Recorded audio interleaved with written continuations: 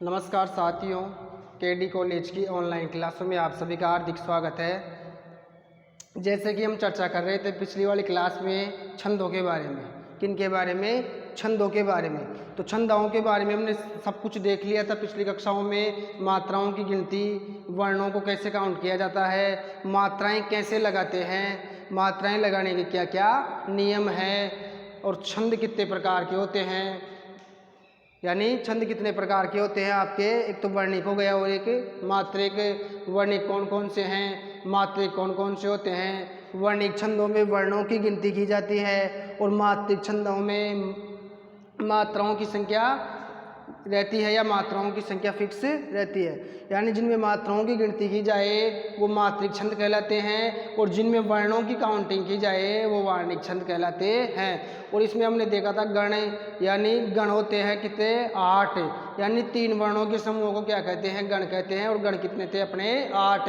जिससे हमने सूत्र देखा था ये माता राजभान सलगा, उसके माध्यम से हमने 8 गणों के बारे में चर्चा की। और फिर हमने जो छंद पढ़े थे कल वाली क्लास में, आपके जो पिछली क्लास हुई थी कल, उसमें हमने छंदों के बारे में चर्चा की थी। तो हमने दोहा, सोरठा और एक छंद और पढ़ा था ना, कौन सा था? एक तो दोहा पढ़ा था हमने। कौन सा? दोहा। दोहा में हमने पढ़ा था 13-11 क्या, और सोरठा क्या रहता था इसका? उल्टा। क्या? उल्टा। इसमें 11-13 रहते थे। यानी विषम चरणों में 13 और सम चरणों में क्या होनी चाहिए? 11 मात्राएं होनी चाहिए। ये तो था दोहा में। और सोरठा में क्या रहता था? सोरठा में इसका विपरीत होता है। किसका? सोरठा में किसका विपरीत होता है? दोहा का। किसका? दोहा का विपरीत रहता है। किसमें? सोरठा में। तो सोरठा में इसका विपरीत हो जाएगा, यानी 11 तो किस में हो जाएगी? विषम में। और 13 किस में हो जाएगी? सम में। तो इनके बारे में हमने क्या कर ली थी? कल चर्चा कर ली थी। और एक किसके बारे में चर्चा की थी हमने? रोला, जिसमें प्रत्येक चरण में कितनी मात्राएं होती है? 24। यानी प्रत्येक चरण में 24 मात्राएं होती है। इन 3 छंदों के बारे में हमने क्या कर ली थी? कल चर्चा कर ली थी। अब आगे नेक्स्ट चलते हैं आपके चौथे नंबर पे। तो चौथे नंबर पे आज चर्चा करेंगे हम किसकी? चौपाई। किसकी? चौपाई। चौपाई की चर्चा करते हैं आज 4th नंबर पे। चौपाई छंद की। तो चौपाई की बात करें तो इसके प्रत्येक चरण में क्या? प्रत्येक चरण में 16 मात्राएं। प्रत्येक चरण में कितनी मात्राएं होती है इसके? 16 मात्राएं। कितनी? 16। तो जो क्या है आपके चौपाई छंद है, इसके प्रत्येक चरण में कितनी मात्राएं होती है? 16। जो 4 चरण होंगे इसके, तो चारों में अलग अलग कितनी कितनी मात्राएं होनी चाहिए? 16 मात्राएं। अब इसके उदाहरण के बारे में हम बात करें आगे, तो उदाहरण से आपके क्या होगा? अच्छे से समझ में आएगा। अब उदाहरण के बारे में हम चर्चा करते हैं इसके। तो चौपाई का जो उदाहरण है आपके सामने, सुनी जननी। चौपाई का उदाहरण है कौन सा? सुनी जननी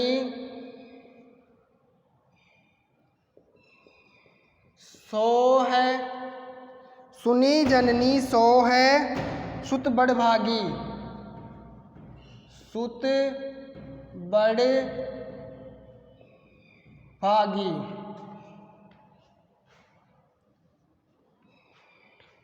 जो पितु मात,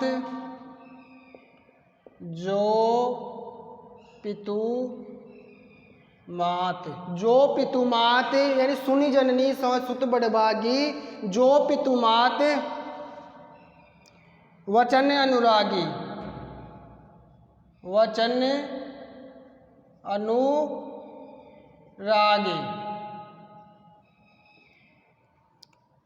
तने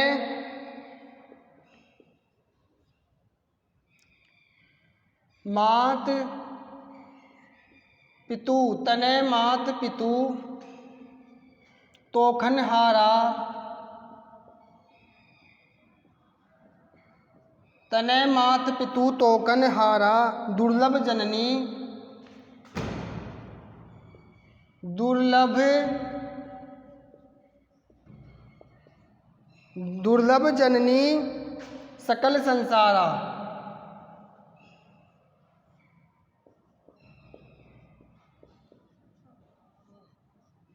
ये हो गया आपके किसका उदाहरण हो गया, ये चौपाई का। किसका? चौपाई का। अब बात करते हैं किसकी? चौपाई में कितने चरण, प्रत्येक चरण में कितनी मात्राएं होती है? 16। कितनी? 16। तो 16 होती है तो 16 मात्राएं, तो आपको क्या करनी है? मात्राएं की क्या करनी है? काउंटिंग करनी है। कभी कभी क्या होता है, बताया था ना मैंने आपको कि छंद की लय को बिठाने के लिए कभी कभी लघु को भी क्या पढ़ लेते हैं? गुरु पढ़ लेते हैं, और गुरु को क्या मान लेते हैं? लघु मान लेते हैं। यानी एक मात्रा का इधर उधर हो सकता है, किसकी वजह से? लय, यानी उसकी लय और ताल बिठाने की वजह से, उसकी गति बिठाने की वजह से एक मात्राएं कभी कभी छंदों में इधर उधर हो जाती है। लेकिन इसमें मात्राएं फिक्स कितनी है? 16 मात्राएं एक चरण में होती है। तो मात्राएं लगानी है आपको। तो ये छोटा है, ये भी छोटा है, तो दोनों की क्या हो गई? एक एक। अब ये एक हो गया है, ये भी है, ये छोटी की भी क्या आएगी? एक। अब इसकी बात करें, एक बड़ा यानी ओ हो गया तो ओ की तो क्या होती है? 2, और ए की होती है 1। ये छोटा है तो 1, ये सिंगल है तो ये भी 1, ये सिंगल है, और ये दोनों क्या हो गए? बड़े बड़े हो गए, यानी बा आ और बड़ी यानी गी। तो ये अब गिनो आप, 1 2 3 4 5 6 7 8 9 10 11 12 और 13 14 15 16। कितनी मात्राएं हो गई? 16। क्लियर? प्रत्येक चरण में कितनी मात्राएं होनी चाहिए? 16। तो ये नियम क्या हो गया? फॉलो हो गया। तो यानी कि इसमें कौन सा छंद होगा? चौपाई। कौन सा? चौपाई। अब जैसे आगे मात्राएं लगाओ, जो यानी ओ की डबल हो जाएगा, ये छोटा है दोनों सिंगल हो जाएंगे। ये आ है तो आ की डबल और ए की एक, तीनों सिंगल है। ये एक एक एक, ये सिंगल, छोटा ऊ एक, ये डबल हो गया, ये बड़ी डबल हो गया। अब गिनो इनको, 2 2 4 2 6 7 8 9 10 11 12 और 4 16। कितनी हो गई? 16। अब ऐसे ही इसमें चलो 1 1 1, यहाँ पे 2, फिर यहाँ पे 1। ये छोटा है इसलिए ये भी छोटा है, ये भी छोटा है। ये ओ हो गया तो ओ की 2 होती है। ये हो गया तोखन। क्या है यहाँ पे? तोखन। ख है, ये ख, तोखन हारा। तो यानी ओ की डबल हो गई, ख की एक, न की एक, ये डबल आ हो गया, ये भी डबल आ हो गया। 1 2 3, 3 और 2 5, और 1 6 7 8, 8 और 2 10, 10 और 1 11 12, 12 और 4 16। कितनी मात्राएं हो गई? 16। अब इसकी गिनो, छोटा है तो 1, ये सिंगल है, ये भी सिंगल है, तीनों तो तीनों की सिंगल आ गई। ये सिंगल है, ये भी सिंगल है, ये बड़ी मात्रा है, की तो बड़ा हो जाएगा। अब ये यहाँ पे तीनों सिंगल है, और यहाँ पे अनुस्वार, जो नियम लिखवाए थे ना मैंने आपको कि अगर अनुस्वार का प्रयोग होता है तो अनुस्वार से युक्त शब्द की कितनी मात्राएं होती है? लघु होते हुए भी उसको क्या माना जाता है? गुरु माना जाता है। तो ये लघु है इसलिए होते हुए भी इसको क्या मानेंगे? गुरु मानेंगे। और दोनों आ हो गया तो दोनों को क्या कर देंगे? डबल कर देंगे। तो 1 2 3 4 5 6 7 8 9 10 11 और 11 2 13, 13 और 2 15 और 2 17। अब जैसे मान लो इसमें कितनी आ गई? 17 आ गई। तो ये क्या है कि अपनी लय बिठाने के लिए तोखन हारा दुर्लभ जननी सकल संसारा, यानी संसार नहीं बोल सकते इसको, लय बिठाने के लिए संसारा बोलना पड़ेगा। इसी वजह से यहाँ पे मात्रा क्या, आपको लघु को भी क्या बनाना पड़ेगा? दीर्घ बनाना पड़ेगा लय बिठाने के लिए। तो ये 1 2 3 4 5 6 7 8 9 10 11, 11 2 13 2 15 और 2 17। तो ये सिस्टम रहता है किसका? चौपाई। यानी चौपाई के प्रत्येक चरण में 16 मात्राएं होती है। कितनी मात्राएं होती है? 16 मात्राएं। और मात्राएं आपके सामने उदाहरण है, इसके मैंने आपके मात्राएं लगा के बता दिया आपको कि कैसे मात्राएं लगाते हैं, कैसे छंद का पता लगाते हैं। तो ये तो छंद हो गए, इसका लक्षण हो गया, और ये इसका उदाहरण हो गया। तो इसको क्या करो आप हाथों हाथ नोट करते हुए भी आपको चलना है। और एक आपको जो नियम बताए थे मैंने 5, कौन कौन से, यानी लघु वर्ण को दीर्घ वर्ण कब माना जाता है। तो एक तो अनुस्वार वाला बताया था आपको, बताया था ना, अनुस्वार आए तो लघु को भी क्या मान लेते हैं, दीर्घ। तो एक तो ये फॉलो हो गया। एक बताया था मैंने आपको संयुक्ताक्षर, संयुक्ताक्षर से पहले भी लघु क्या हो जाता है, डबल हो जाता है। एक बताया था मैंने आपको विसर्ग, विसर्ग से युक्त भी क्या होता है, डबल होता है। और एक बताया था मैंने आपको कि छंद में अगर लय बिगड़ रही हो तो लय को बिठाने के लिए लघु को भी दीर्घ रूप में लिखा जाता है, दीर्घ रूप में पढ़ा जाता है, जिससे उस छंद की लय क्या नहीं हो, खराब नहीं हो। तो यहाँ पे लय खराब हो रही थी, इसी वजह से हमने क्या किया, एक मात्रा बढ़ाई, इसीलिए यहाँ पे 17 मात्राएं आई है। नहीं तो कितनी मात्राएं आती, 16। वैसे तो कितनी है इसमें, 16 ही है, लेकिन अपने छंद की लय को बिठाने के लिए हमने दीर्घ को क्या कर, वो लघु को क्या कर दिया, दीर्घ बना दिया।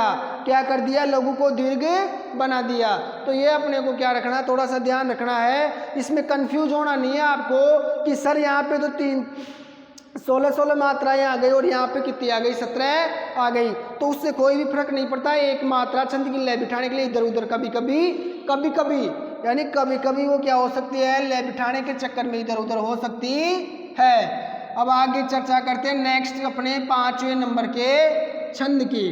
तो 5वें नंबर पे जो आपका छंद है वो है हरि गीतिका। कौन सा, हरि गीतिका। कौन सा है, हरि गीतिका। जो आपकी सिलेबस में है, वैसे तो छंद बहुत सारे हैं, लेकिन जो आपके सिलेबस में हम उनकी क्या करेंगे, चर्चा करेंगे, क्योंकि आपके क्वेश्चन उन्हीं से आने वाले हैं। अब बात करें 5वें नंबर पे, तो इसमें हो जाएगा आपके हरि गीतिका। क्या हो जाएगा, हरि गीतिका।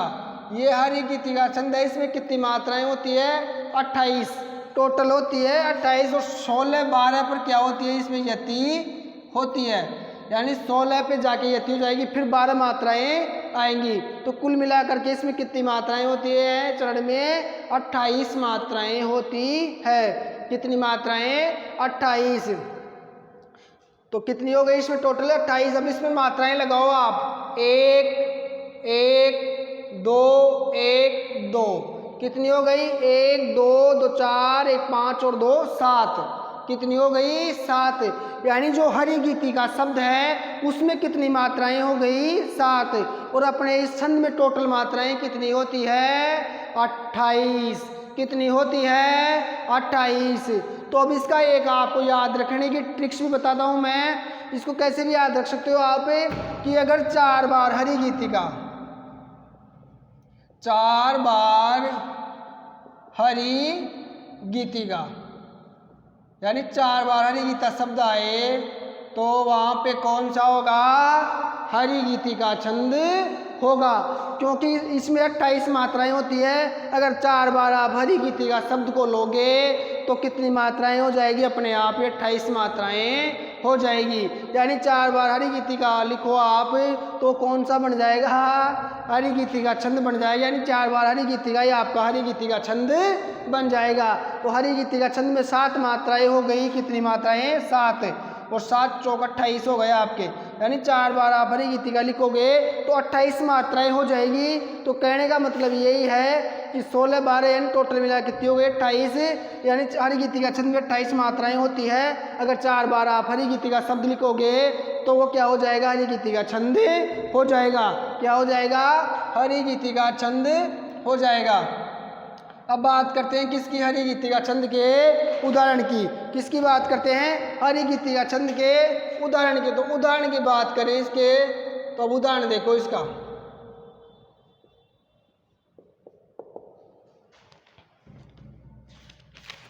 अब हरि गीतिका छंद के उदाहरण की बात करते हैं। संसार की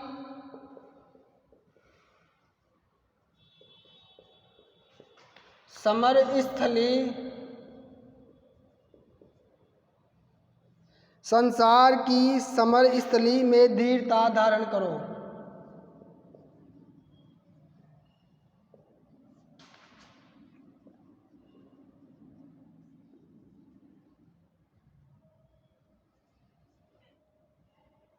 संसार की समरस्थली में धीरता धारण करो,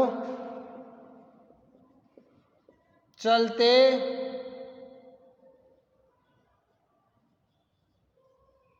चलते हुए निज इष्ट, चलते हुए निज इष्ट पथ पर संकटों,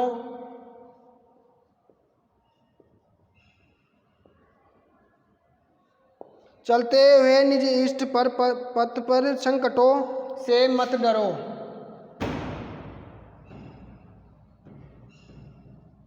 से मत डरो। जीते हुए भी मृतक,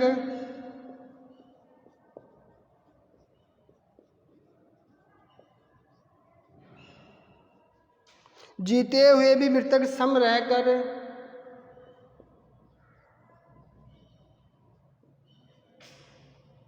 न केवल दिन भरो, न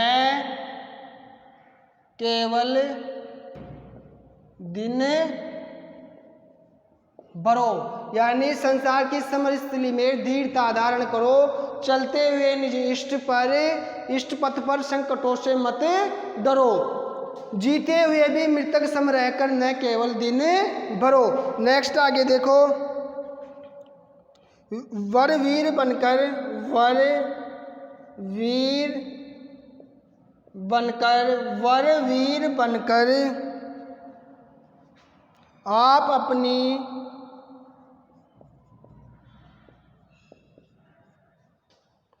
विघ्न बाधाएं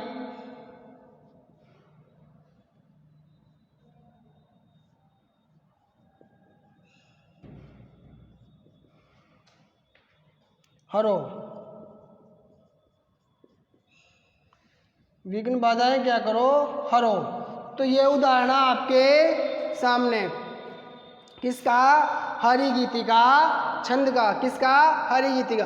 अब मात्राएं लगाओ, अनुस्वार आ गया तो छोटा होते हुए भी क्या हो जाएगा, डबल। ये डबल है इसलिए डबल, ये सिंगल है, ये डबल हो गया बड़ी, ये इसलिए समर, यानी ये एक र, यानी ये संयुक्त हो गया, इससे पहले र क्या हो जाएगा, डबल हो जाएगा। ये सिंगल, ये डबल की मात्रा इसलिए डबल। ये में एक ही मात्रा में डबल आता ही है, ये बड़ा ये हो गया, ये डबल हो गया, ये एक, ये डबल हो गया, ये डबल, ये सिंगल, और ये सिंगल, और ये डबल। अब गिनो इन मात्राओं को, 2, 2 4, 2 6, 1 7, 8, 9, 10, 11, 12 और 12 और 2 14, 2 16, 2 18, 19, 2 21 और 21 और 2 23 और 2 25 और 1 26, 26 और 2 28। तो एक चरण में कितनी मात्राएं होनी चाहिए थी, 28। तो अपने 28 मात्राएं आ गई, क्लियर। अब आगे इसमें भी कर सकते हो आप, ऐसा कैसा ही, इसमें गिनो 1, इसमें भी एक ही मात्रा में डबल आती है, मैंने बताया था आपको। छोटे ऊ की मात्रा में एक ही आती है, एक कोई सा भी आए, छोटा है बड़ा है, 2 आती है। अब छोटी मात्रा आ गई इसलिए एक, ये सिंगल है इसलिए एक, ये संयुक्त हो गए, इसी से पहले वाला छोटा होते हुए भी क्या हो जाएगा, डबल हो जाएगा। ये सिंगल है अपने आप में, दोनों सिंगल है, ये भी दोनों सिंगल है। अब अनुस्वार आ गया, यहाँ पे क्या आ गया, अनुस्वार। अनुस्वार की वजह से डबल कर दो, ये सिंगल है, सिंगल है, दो ओ की मात्रा डबल हो जाएगी। एक ही मात्रा को भी आप डबल मानते हो, ये दोनों सिंगल है और ये सिंगल है, ओ की मात्रा को आप क्या करते हो, डबल मानते हो। तो ये मात्राएं हमने लगा ली। अब मात्राएं लगाने के बाद इनकी काउंटिंग करो आप, 1 2 2 4 2 6 1 7 8 9 2 11 1 12 13 14 15 16 और 2 18 1 19 2 21 2 23 और 2 25 और 25 1 26 26 और 2 28। कितनी हो गई, 28। तो इसमें भी बैठ रही है अपने 28 मात्राएं। अब इसी प्रकार आगे चलो, इसमें भी लगाओ मात्राएं। ये क्या हो गया, बड़ी, बड़ी की 2, एक कोई सा भी हो 2, छोटा हो एक कोई सा भी हो डबल, बड़ी की डबल। अब यहाँ पे बात करो, अब यहाँ पे देखो मृतक, क्या, री की क्या थी अपने, एक लिखवाया था ना उसमें आपको मात्राएं री। तो री में एक, ये एक, ये एक, ये एक, ये एक, एक ही में क्या हो जाता है डबल, एक छोटा सिंगल है, ये भी है, ये डबल। अब काउंटिंग करो, 2 2 4 5 2 7 और 2 9 और 3 12 13 14 15 16 17 18 19 और 2 21 22 23 2 25 25 और 3 28। तो इसमें भी आपके क्या आ गई 28 मात्राएं आ गई ना 28 मात्राएं। यानी इसमें यहाँ ध्यान रखना थोड़ा सा, ये एक ही बार आया ये शब्द, ये मात्राएं पहले आपको उदाहरणों में कहीं भी नहीं आया। और मैंने आपको जो मात्राएं बताई थी किसकी कितनी मात्राएं हैं, उसमें मैंने आपको री को क्या बताया था, इसकी एक ही मात्रा होगी। यानी ए एक मात्रा, आ 2, ई एक बड़ी 2, ऊ छोटा एक बड़ा ऊ 2, और ए और आई दोनों की क्या आएगी डबल ही आएगी। और आपके री आया था एक, तो री की हमको क्या लेनी थी, एक ही मात्रा लेनी है। यानी जो री से ऋषि वाला री है उसकी कितनी मात्राएं लेनी पड़ती है, ओनली एक। कितनी, ओनली एक मात्रा। अब इनकी गिनो, एक बड़ा है इसलिए 2 1, चारों सिंगल है 1 इसमें एक बड़ा हो गया और एक छोटा है, तो बड़े की 2 छोटे की 1, ये दोनों छोटे हो गए, ये बड़ा हो गया इसलिए डबल ले लिया। अब ये देखो यहाँ पे छोटा है, क्या है, छोटा है वी, लेकिन ये संयुक्त हो गया, इस संयुक्त की वजह से छोटा होते हुए भी क्या हो जाएगा डबल हो जाएगा। और इसके कोई अतिरिक्त मात्रा नहीं, इसमें एक ही ध्वनि निकल रही है इसीलिए इसके सिंगल आ जाएगी। अब ये दोनों देखो डबल हो गया, ये डबल हो गया, चंद्र बिंदु की कोई एक्स्ट्रा मात्रा होती नहीं है इसीलिए ये सिंगल ही रहेगा, ये 1 ये 2। अब गिनो यहाँ से 1 2 2 4 5 6 7 8 9 10 11 12 13 14 और 2 16 और 16 2 18 1 19 19 और 2 21 21 और 2 23 23 24 24 25 और 2 27। अब बात हो रही है यहाँ पे किसकी, अच्छा मात्राओं की, वापस गिनो कहाँ गलती हो गई, 1 और 1 2 और 2 और 2 4 और 1 5 6 7 8 9 10 11 12 13 14 15 16 17 18 19 20 21 22 23 24 और 3 27। तो कहने का मतलब वो आया था ना आपके उसमें कि क्या लेख बिगड़ने के लिए हम क्या करते हैं, कभी छोटे को भी बड़ा और बड़े को भी छोटा क्या कर लेते हैं, मान लेते हैं। इस वजह से मात्राओं में कभी कभी क्या हो जाता है, थोड़ा सा मिस्टेक हो जाता है। क्या हो जाती है, थोड़ी सी मिस्टेक हो जाती है। तो ये आपको क्या करना है, आप ध्यान रखना है, क्या करना है। अब ध्यान सुनो एक बार, इसमें आपके 28 ही आएगी। यहाँ पे चूंकि तो चंद्र बिंदी है ना ये, तो चंद्र बिंदी की तो एक ही मात्रा आती, लेकिन हमारे सामने नीचे ए आ गया, ए क्या आ गया, ए। तो एक ही मात्रा कितनी होती है, कोई सा भी आए उसको क्या मानते हैं, डबल मानते हैं। बस चंद्र बिंदी आएगी आपकी, उसकी तो एक ही रहेगी मात्रा, उसकी डबल नहीं आएगी। लेकिन वो चंद्र बिंदी किसके ऊपर आ गई, ए के ऊपर है। अब ए तो कोई सा भी हो, छोटा हो या बड़ा हो, उसकी डबल मानते हैं, इसीलिए कॉम्बिनेशन सही हो गया आपके। यानी मात्राएं कितनी आएंगी, 28 मात्राएं ही आएंगी। कितनी आएंगी, 28। क्लियर हो गया ना गीतिका। यानी हरी गीतिका के प्रत्येक चरण में कितनी मात्राएं होती है, 28। 16 पे आपको थोड़ा ठहरना पड़ता है और फिर आगे 12 मात्राएं होती है। इस हिसाब से क्या होता है, ये छंद चलता है। या इसको ऐसे भी मान सकते हैं हम, अगर 4 बार आप हरी गीतिका लिखोगे तो भी कौन सा छंद कहलाएगा, हरी गीतिका छंद कहलाएगा। कौन सा कहलाएगा, हरी गीतिका छंद। तो आज हमने कितने छंदों के बारे में पढ़ा, 2। कितने, 2। अब एक है आपके उल्लाला। कौन सा, उल्लाला। अब उल्लाला आपकी क्या सिलेबस में नहीं है, क्या नहीं है, उल्लाला आपके सिलेबस में नहीं है। इसीलिए सिलेबस में ना होते हुए भी क्या करना है, आपको इसको पढ़ना पड़ेगा। यानी आपके सिलेबस में नहीं है कौन सा, उल्लाला। सिलेबस में नहीं है आपके उल्लाला, फिर भी आपको क्यों पढ़ना पड़ेगा इसको, क्योंकि अपना छंद है छप्पे। तो 6 नंबर पे आपका छंद आएगा छप्पे, यानी इसके कितने चरण होते हैं? 6 चरण। इसी वजह से इसको कौन सा छंद भी कहते हैं? विषम। कौन सा? विषम, यानी 4 चरणों से अधिक वाला छंद हो या 4 चरणों से जिसके अधिक चरण हो, वो किसकी श्रेणी में आता है? विषम चरण की या विषम छंद की श्रेणी में आता है। अब ये विषम मात्रिक छंद है। कौन सा? विषम मात्रिक। दोहा मैंने बताया आपको, सोटा करवाया, तो दोनों में क्या थी मात्राएं? एक चरण में तो समान और एक में असमान, इसलिए वो क्या कहलाते थे? अर्ध सम मात्रिक, यानी मात्रिक छंद तो थे लेकिन कौन से थे? आधे सम और आधे विषम, यानी अर्ध सम मात्रिक छंद थे वो। अब बात करते हैं आपके उसकी किसकी? चौपाई की। चौपाई की प्रत्येक चरण में आपके 16 मात्राएं थी, इसी वजह से वो क्या? सम मात्रिक छंद के श्रेणी में आता है। कौन सी? सम मात्रिक छंद। फिर उसके बाद में हमने किसकी बात की? हरि गीतिका की।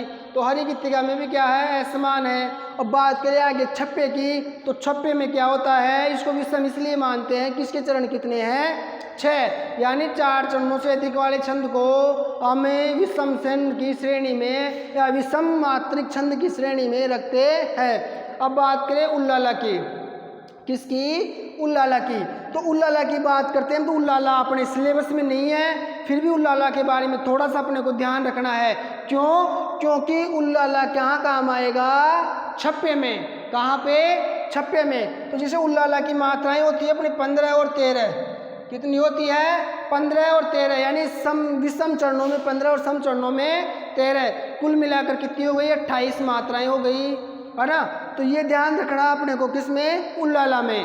अब उल्लाला के चरण कितने होते हैं? 2 चरण, 15-13 वाले, 15-13, 15-13। तो 2 चरण तो किसके? उल्लाला के, और 4 चरण किसके हो जाएंगे? इसमें 6 चरण हो गए ना आपके। अब उल्लाला में आपको बस यही ध्यान रखना है कि इसमें मात्राओं की संख्या कितनी होती है? 15-13, यानी 15 पर ये होगी, फिर 13 आ गया, एक चरण में कितनी हो गई? 28 मात्राएं होती है। कितनी मात्राएं होती है? 28 मात्राएं। तो ये जो छप्पे छंद है आपका, ये रोला प्लस उल्लाला, रोला प्लस उल्लाला के योग से बनता है 4 इसके प्लस 2 इसके बराबर 6, यानी 6 चरणों का छंद हो गया ये। तो एक उदाहरण तो कौन सा लेना पड़ेगा आपको इसमें? रोला, यानी रोला के चारों चरण उतार लो ऐसे के ऐसे, और एक लेना पड़ेगा आपको उल्लाला, यानी 2 चरण उल्लाला के ले लो। और क्योंकि रोला के चारों चरण आएंगे, उसमें क्या आएगी? आपकी 24-24 मात्राएं आएंगी। कितनी आएंगी? 24-24 आएगी प्रत्येक में, और यहाँ पे आपके 28 आएगी 15-13 के हिसाब से। किसके हिसाब से? 15-13 के हिसाब से 28 आएगी 2 चरणों में, और 4 चरणों में प्रत्येक में 24-24 मात्राएं आएगी। तो टोटल मिला के कितनी हो जाएगी? 96, यानी 96 मात्राएं टोटल इसमें हो जाएगी। तो ये ध्यान रखना है किसमें? छप्पे छंद में। तो छप्पे छंद के 6 चरण हो गए, और इसमें 4 रोला के आएंगे और 2 आएंगे उल्लाला के। तो जो भी आएंगे 2 उल्लाला के, उनके किसके? उल्लाला के। तो ये तो हो गया आपके छप्पे छंद। अब रही इसके उदाहरण की। किसकी? उदाहरण की। तो उदाहरण की चर्चा हम क्या करेंगे? कल जो आगे नेक्स्ट क्लास आएगी उसमें बताएंगे आपको उदाहरण, क्योंकि इसका उदाहरण क्या है? लंबा है। तो अभी क्या है, अपने पास इतना टाइम नहीं है, यानी कितने चरणों का हो जाएगा इसका उदाहरण? पूरा टोटल 6 चरणों का है, 4 और 2 वो। तो एक बार 6 चरण के आपका जो उदाहरण है वो लिखवा के, उसके मात्राओं की काउंटिंग करवा के, और उसको अच्छे से आपको कल एक बार और समझा देंगे। अब बात होती है आपके छप्पे, यानी 6 छंद आपके क्या हो गए? कंप्लीट हो गए। यानी 6ठे नंबर का जो थोड़ा सा अधूरा है, जिसका उदाहरण अभी बाकी है, उसकी चर्चा हम कल कर लेंगे। और बात करें आगे आपके जो छंद बच गए उनकी, तो अब आपको पढ़ना आगे एक छंद बच गया आपके मालिनी। कौन सा? मालिनी। तो मालिनी और एक द्रुत। कौन सा? द्रुत विलंबित।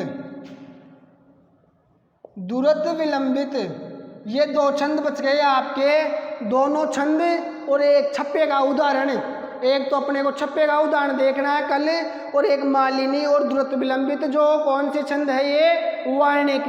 अभी हम कौन से पढ़ रहे थे? मात्रिक, ये दोनों हो जाएंगे वर्णिक छंद। कौन से? वर्णिक छंद, यानी इनमें किसकी मात्रा निश्चित रहेगी? वर्णों की। इनमें मात्राएं नहीं गिननी है, अब इसमें क्या गिनना है? कल वर्ण, यानी वर्णों की संख्या गिननी है। इनमें वर्णों की संख्या निश्चित रहती है, तो वर्णिक छंद आएंगे कल। और ये एक इसका उदाहरण है। और दोनों ये छंद ये हम क्या करेंगे, नेक्स्ट जो कक्षा आएगी आपके उसमें पढ़ेंगे।